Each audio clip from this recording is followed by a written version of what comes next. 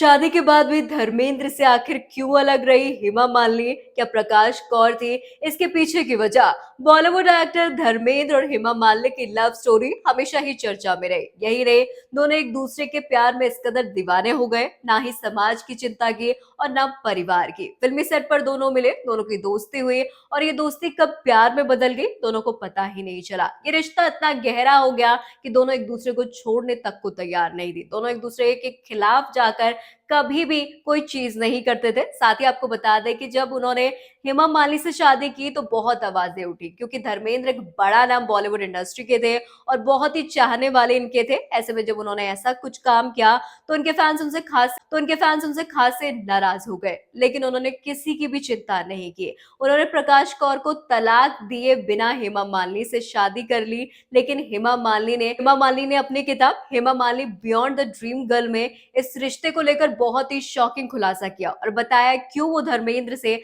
हम उन्होंने कहा कि धर्मेंद्र से अलग रहना उन्होंने इसलिए चुना क्योंकि वो बहुत शांति चाहती थी। उन्होंने आगे ये भी कहा कि वो किसी की जिंदगी में दखल नहीं देना चाहती। वो बहुत ही खुश है। धर्म जी मेरी और मेरी बेटियों का बहुत ध्यान रखते हैं। पिता के बहुत अच्छे बच्ची हैं मेरी दोनों बेटियां। अक्सर ही वो कहती नजर आई कि उनको हमेशा ही दूसरी औरत के रूप में देखा गया। बहुत सारी टिप्पणियां की गई।